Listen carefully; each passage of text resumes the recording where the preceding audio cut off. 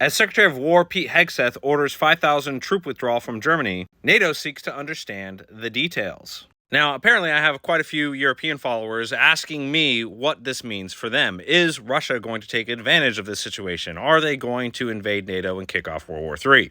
And the answer to that is no. Russia is not going to take advantage of this in the conventional sense. They are obviously going to use it as an information warfare talking point and convince you that they're extremely powerful and that NATO is weak, and they'll use it to chip away at the NATO-European alliance. But that is about the extent of the threat and danger from Russia. And, I can't believe I have to keep reminding my audience and everybody else about this, but Russia is not the big, bad Russian bear threat that you all keep framing it as.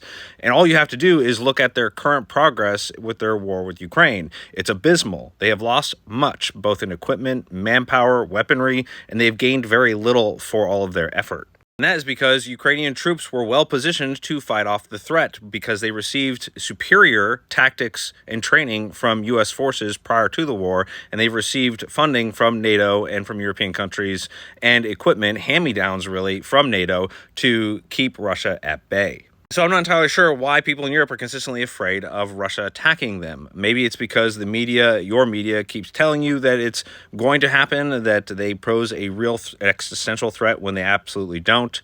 It probably doesn't help that Europe is passing laws to control what you think and what you hear, so they can convince you of things that just aren't actually happening.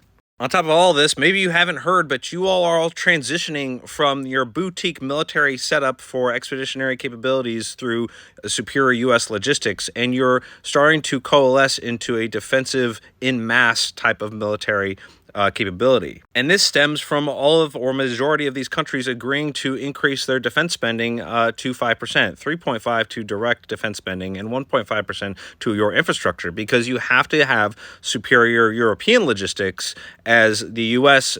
Focuses its efforts on Indo-PACOM and draws down its troop strength. Or rather is capable of flexing that troop strength because you are able to replace it. And so now we are at this current issue with the drawdown of 5,000 troops, and I believe this is more stemming from the German Chancellor's comments that basically side with the IRGC, which is extremely idiotic of the Chancellor to do so.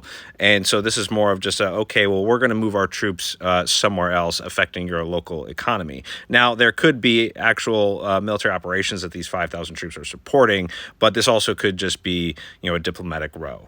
This also brings into question the troop strength requirements that were passed by the recent NDAA, stating that U.S. troop levels in Europe have to be maintained at a particular level. I believe it's 76,000, and that, people misunderstand this, and they misunderstand it because the media deliberately confuses you. So you think that Congress actually has this authority over the U.S. military and the president on where we are going to deploy our troops. And that's just patently false. The law simply requires that troop strength be maintained at 76,000. And this is to curtail the president from trying to pull out of NATO, which it actually doesn't do that, because the law also stipulates that if the president needs to draw down the troop strength, that they just need to give Congress a reason why.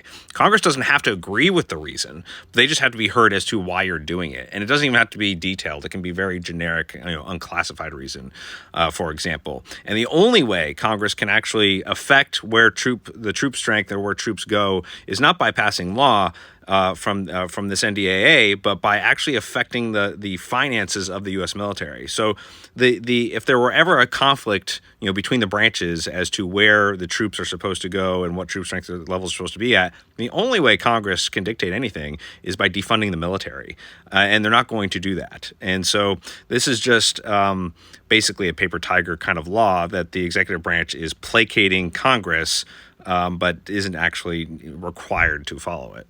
Or rather, if they don't follow it, the only remedy Congress has is really defunding military operations. So that won't go over well politically. So hopefully you can see the subtle nuances and political dynamics here. It's all just noise. It's all just propaganda.